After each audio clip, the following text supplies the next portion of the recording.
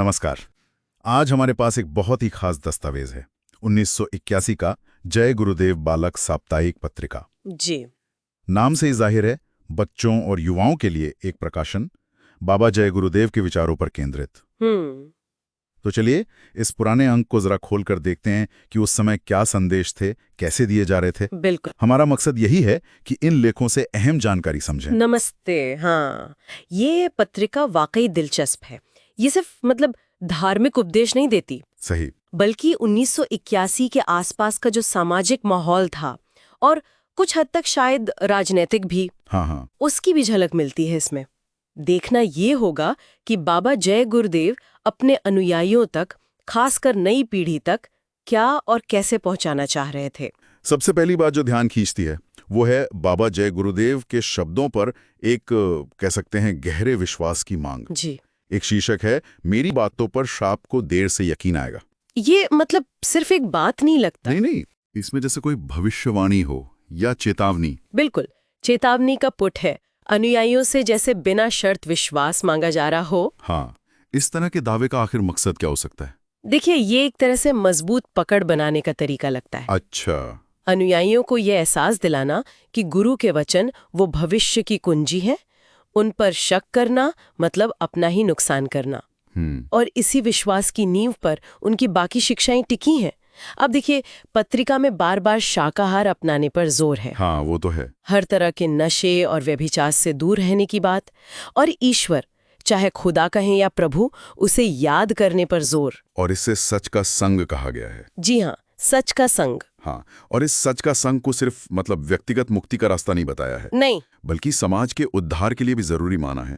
पत्रिका में उस समय के समाज की काफी तीखी आलोचना भी है। हाँ है। जैसे एक जगह लिखा है, आज सारा देश बदनाम हो गया है। ये तो काफी कठोर टिप्पणी है। बिल्कुल। और लोगों को चेताया भी जा रहा है कि अगर वे नहीं सुधरे तो बुरा वक्त आएगा। इसी कड़ी में हिंदू मुसलमान एकता बनाए रखने की अपील भी ध्यान खींचती है। हाँ, ये भी है। ये दिखाता है कि आध्यात्मिक संदेशों के साथ साथ उस समय की जो सामाजिक सच्चाइयां थीं, जो तनाव थे, जी, उनको भी संबोधित किया जा रहा था। समाज की आलोचना और फिर एकता की बात, ये दोनों पहलू बताते हैं कि आंदोलन सिर्फ व्यक्तिगत आध्यात्मिकता तक नहीं था, बल्कि एक बड़े सामाजिक बदलाव का लक्ष्य रखता था। ये बात और साफ होती है जब हम देश बचाने से बढ़ाइए जैसे लेख देखते हैं। हाँ, उसमें सीधे नेताओं से शाकाहार अपनाने का आग्रह है। ये बड़ा रोचक मोड़ है ना? है तो। व्यक्तिगत खान पान की आदत को राष्ट्रीय कल्याण से जोड़ना।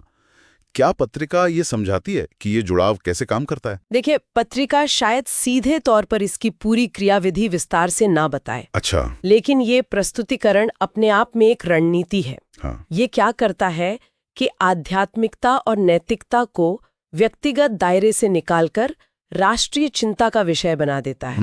ये बात तो है। संदेश ये जाता है कि देश की समस्याएं सिर्फ राजनीतिक या आर्थिक नहीं, बल्कि नैतिक भी हैं, और उनका समाधान आध्यात्मिक सिद्धांतों में है, जैसे शाकाहार। जी। और वो जो शाकाहारी बाल संघ के नियम और उद्देश्य दिए हैं, हाँ, वो भी हैं। वो भी इसी दिशा में इशारा करते हैं।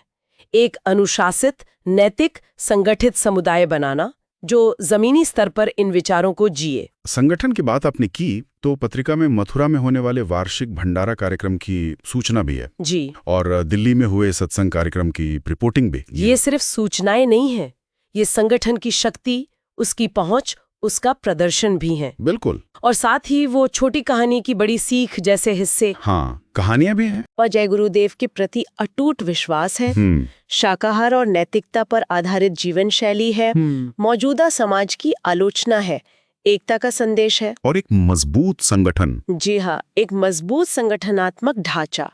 ये सब मिलकर उस विचारधारा को और इसके अनुयायियों के लिए जो विश्व दृष्टिकोण बनाया जा रहा था 1981 में, उसे दर्शाते हैं।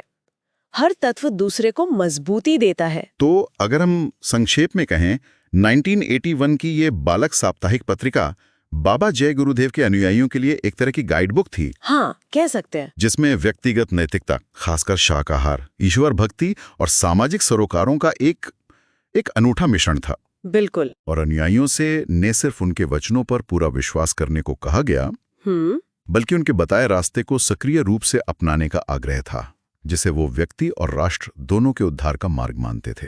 एकदम सही कहा। और ये हमें इस विचार के साथ छोड़ जाता है कि अतीत के इस तरह के जो आध्यात्मिक आंदोलन या प्रकाशन होते हैं जी, वो अपने समय की किन गहरी चिंताओं को, आकांक्षाओं को या शायद असुरक्षाओं को दिखाते हैं। सोचने वाली बात है। जिस तरह यहाँ व्यक्तिगत नैतिकता को राष्ट्रीय समस्याओं के हल के तौर पर पेश किया गया, क्या इस तरह की सोच या ऐसा तर्क आज भी किसी न किसी रूप में हमारे समाज में मौजूद है? ये एक ऐसा सवाल है जिस पर हमारे श्रोता यकीनन सोच विचार कर सकते हैं।